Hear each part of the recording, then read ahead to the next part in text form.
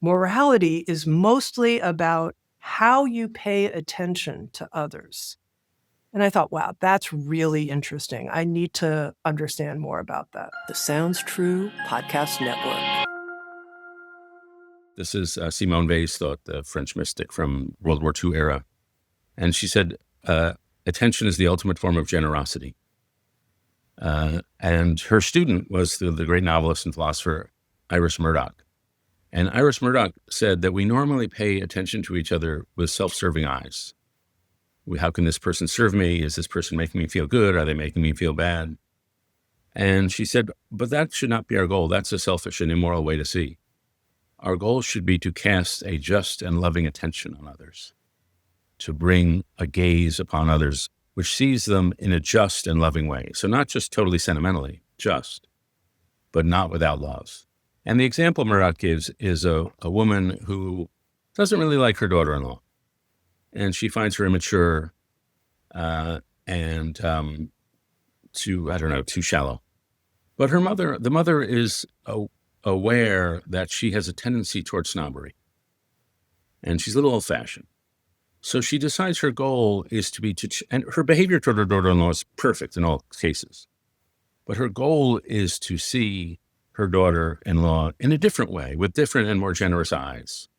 So instead of immature, she's going to see her as fresh. Instead of shallow, she's going to see her as enjoyment-loving. And she's just going to change the attitude with which she sees that daughter-in-law. And I think that's what we're called to do. And I'll tell you a story. And I tell it in the book. I was in Waco, Texas, having breakfast with a woman named LaRue Dorsey. And when I had breakfast with her, she was like 93. And actually, I just learned she died 2 weeks ago. She presented herself to me as a strict drill sergeant type of lady. She'd been a teacher, and she said, I loved my students enough to be tough with them. And I was a little intimidated by this very formidable lady. And into the bar walks, or into the diner, you can see my lifestyle, into the diner walks a guy named Jimmy Durrell, who's a pastor in Waco. He serves the homeless. The homeless were uncomfortable coming to his church, so he brought his church to the homeless, and he holds services under a highway overpass. And he sees us both. He comes up to us. He grabs Mrs. Dorsey by the shoulders and shakes her way harder than you should ever shake a 93-year-old and says, Mrs. Dorsey, you're the best. You're the best. I love you. I love you. And in an instant, she turns into a bright, eye-shining 9-year-old girl. He brought forth a different version of her with the quality of his gaze, the quality of his attention. And so I think that's what Iris Murdoch meant by casting a just and loving attention. And to get back to Simone Weil, she said, prayer is pure attention. And when I read that, I was reminded of an anecdote I once read. Dan Rather was interviewing Mother Teresa. And Dan Rather asks her, when you pray to God, what do you ask him? And she says, oh, I don't ask him anything. When I pray, I just listen. And Dan Rather said, well, what is God saying to you? And Mother Teresa says, well, God isn't saying anything to me. He's just listening. And if you don't understand what I'm talking about, I can't explain that to you. And so it's that act of attention, of attending, which shows respect, which shows compassion, which is the gateway to all other human connection. You have this phrase that you use, the Illuminators' gaze, as a way to describe this quality of attention. Where did you come up with that phrase? Don't know. It just popped into my head. When you're writing, one of the things that you find are truly powerful are dichotomies. And I once had a dichotomy in the book, The Road to Character, between the eulogy virtues and the resume virtues. And people repeat that back to me every week. And they also repeat this dichotomy I make in this book. I only allow myself one dichotomy every 3 books. And it's the diminishers are people who are uncurious about you. They don't ask you questions. They stereotype. They do a thing called stacking, which is they learn one fact about you, and then they make a whole series of assumptions about who you must be. And I've learned in a career in journalism that nobody lives up to their stereotypes. And then the other people are illuminators. They are curious about you. They make you feel lit up. They show you respect. They show you curiosity. And you walk away from them thinking, that person was a really good listener. And some examples. There was a great novelist named E.M. Forster, who lived about 120 years ago in England. And his biographer wrote of him, to talk to him was to be seduced by an inverse charisma, a sense of being listened to with such intensity, you had to be his sharpest, most honest, best self. And so it's that quality of his listening that makes him an illuminator. There's a story told about Bell Labs, and some of the researchers were just a lot more productive than the others. They want to know why. Was it they had better training? Nope. Did they have higher IQs? Nope. The researchers who were more productive were in the habit of going to the cafeteria and having breakfast and lunch with a specific an electrical engineer, a guy. And he would get inside their problems, ask them about what they were working on, give them suggestions for how to think. He got inside their minds. And so he's an illuminator in a very practical field. And so I do think, I've come to think, sometimes I leave a party and I think, that whole time nobody asked me a question. And I've come to think only about 30% of humanity are question askers. They're perfectly fine people. They're just not that curious about you. They're presenting themselves. And so illuminators are a great kind of person to be. Do you ever notice yourself falling into the diminishers gaze and think, hey, wait a second, what am I doing here? Yeah. I go into a party, let's say I'm going to a dinner party at a friend's house. I'm going to really pull people out. I'm going to really listen today. And then I have a glass of wine and I think, I've got this funny story to tell. And then I've got another funny story to tell. And I find that I haven't done what I had hoped to do. I've just been on broadcast mode. And that's sometimes, you don't want to be only receiving and not giving in a conversation. But I have a tendency to be on broadcast mode too much. Maybe it's a question of my job trains me to do that.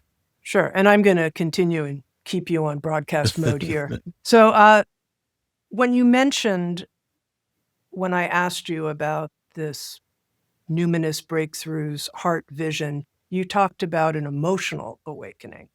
And that I found extraordinarily interesting. I don't hear people use that language much. And I think that's what I felt pulsing through How to Know a Person. It was asking me, once again in my own language, to see the world through my heart. And you tell this tremendous story of a French writer during a tsunami in Sri Lanka that to me really was the takeaway, break open my heart story of the book. And I wonder if you can share that. I'm asking you, please go on broadcast mode. David. Yeah. Let's see if I can remember it. I wrote the book a couple of years ago. It was a guy named Carone. I've now forgotten his first name, but he's vacationing in Sri Lanka, and he's in a bad mood with his girlfriend. And they were not married, but they're boyfriend and girlfriend. They each have a son. And it's their first day of their vacation, and they're fighting. And he realizes that he's going to have to break up with her. And he realizes the core problem is that he's incapable of love. He just doesn't know how to love. He's never loved anybody. His relationships all failed because he's incapable of love.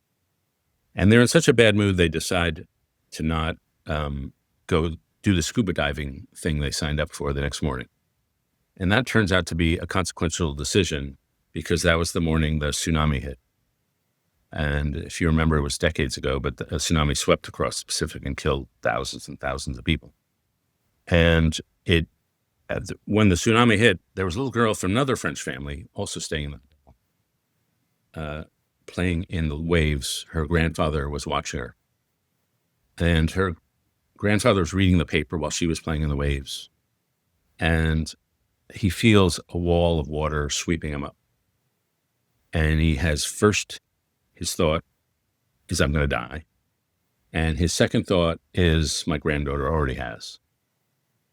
And he gets swept inland by the wave, and then the wave starts receding, and he's pushed into a palm tree, and a fence pinions him to the palm tree.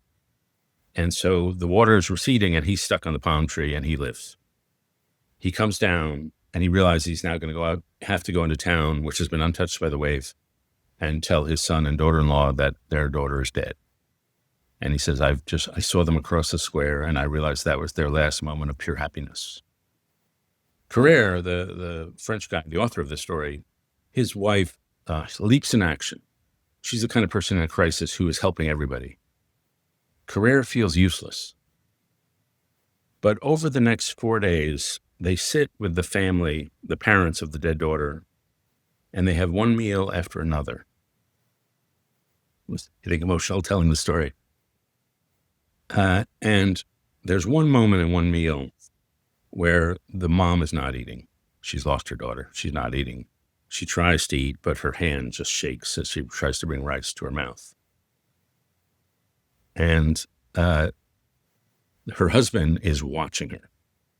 He's trying to keep her together. He's trying to, in effect, say, stay with us. Don't go somewhere else. Don't go into crazy land. And so he's trying to keep the tone light. He's telling jokes. He's pouring drinks. He's watching her like a hawk. He's trying to stay with her. And Carrere looks over at this guy over dinners, and he says, there it is. That's real love for your wife. There's a man capable of real love. And they're being sent home. And finally, they can go home. And I think he's in bed with his partner, the woman he was going to break up with. And Carrere has this thought, if there's one thing I must do in this life, it is to spend my life with her. That is the one thing. And she felt the same way, and they ended up getting married. So the power of that story is the power of a man being emotionally broken open.